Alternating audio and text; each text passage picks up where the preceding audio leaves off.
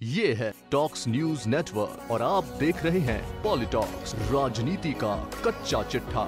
5 राज्यों में होने वाले चुनावों को लेकर पूर्व उप मुख्यमंत्री और टोंक विधायक सचिन पायलट ने भाजपा को आड़े हाथ लेते हुए कहा है कि 5 राज्यों के चुनाव में किसान आंदोलन भाजपा के लिए नेगेटिव इम्पैक्ट होगा। महंगाई और बेरोजगारी के मुद्दे पर जब भाजपा के जुमले फेल हो गए तो इनके नेता ध्रुवीकरण की राजनीति पर आ गए हैं। यह उनका परखा हुआ फॉर्मूला है। यूपी की योगी सरकार पर निशाना साधते हुए पायलट ने कहा कि डबल इंजन की सरकार कोरोना काल में लोगों को ऑक्सीजन भी नहीं दे पाई थी और उस समय विपक्ष के रूप में केवल प्रियंका गांधी ही मैदान में सरकार से मुकाबला कर रही थी।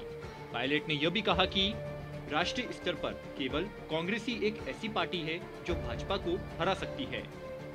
पायलट ने 5 राज्यों में कांग्रेस के अच्छे प्रदर्शन की उम्मीद भी जताई है।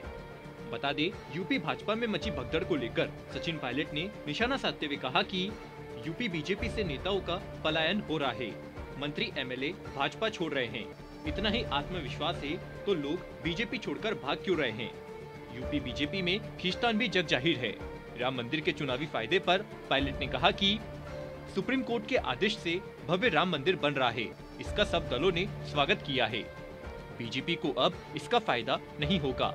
बीजेपी चाहकर भी राम मंदिर को मुद्दा नहीं बना पाएगी।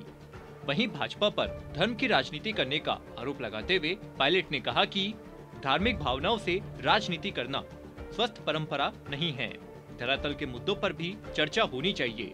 5 राज्यों के चुनावों में कांग्रेस से ज्यादा चुनौती बीजेपी के सामने आने वाली है। जनता बीजेपी की सरकारों से नाराज है। महंगाई, बेरोजगारी जैसे मुद्दे से बीजेपी को नुकसान होगा। 5 राज्यों में चुनाव को लेकर सचिन पायलट ने कहा कि कांग्रेस 5 राज्यों में बेहतर परफॉर्मेंस करेगी। किसान आंदोलन का बीजेपी के लिए नेगेटिव इम्पैक्ट होगा। ये चुनाव बीजेपी के लिए बड़ी चुनौती है। महंगाई, बेरोजगारी से आदमी परेशान है। बीजेपी के किसी नेता ने नहीं कहा कि महंगाई, बेरोजगारी कम करेंगे। अंत में जब सब जुमले फेल हो जाते हैं तो ध्रुवीकरण की राजनीति पर आ जाते हैं। यह उनका परखा हुआ फॉर्मूला है।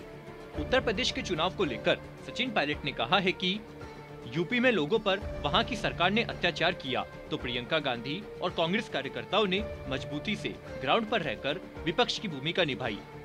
बाकी दल तो गायब थे। यूपी में बदलाव निश्चित रूप से होगा। नतीजे चौंकाने वाले आएंगे। कांग्रेस को अच्छी सफलता मिलेगी। यूपी की योगी सरकार को निशाने पर लेते हुए पायलट ने कहा कि यूपी में योगी जी का रवैया ठीक नहीं रहा है। 80 बनाम 20% की बात कोई मुख्यमंत्री की कुर्सी पर बैठा व्यक्ति करता है तो यह शोभा नहीं देता। यूपी में भय का वातावरण है। डबल इंजन की सरकार कहते हैं, लेकिन कोरोना में यूपी सरकार लोगों के लिए इलाज की व्यवस्था नहीं कर सकी। नदियों में लाशें बही, लोगों को कोरोना में ऑक्सीजन तक नहीं मिली।